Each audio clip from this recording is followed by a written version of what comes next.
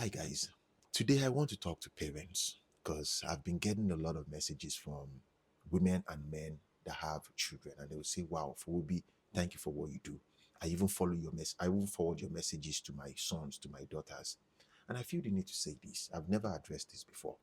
It is possible for your child to get to a certain stage and begin to misbehave.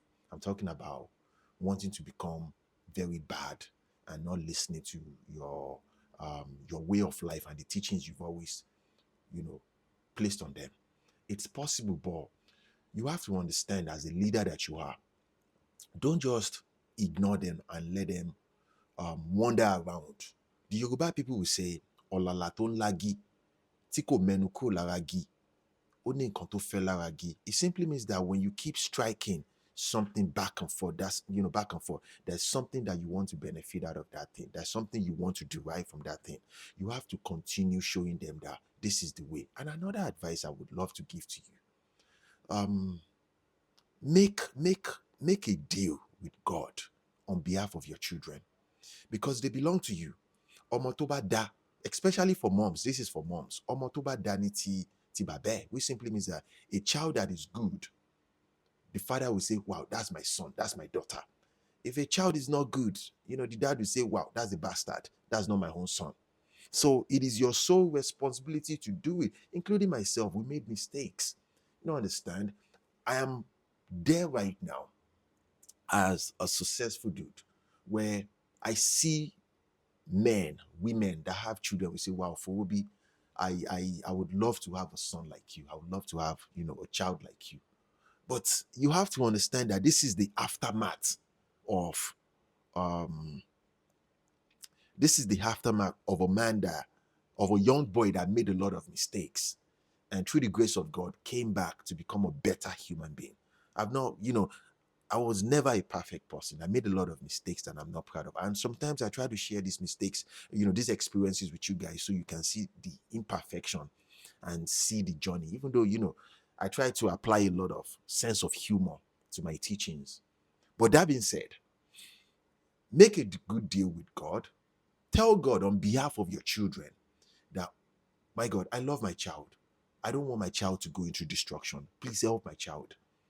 You get my point? Please help my child. If you are genuinely truthful and you are in the light, I'm talking about you dwell solely under the secret place of God, God is going to help you on behalf of your children. It's possible your child begins to gain influence from friends and people.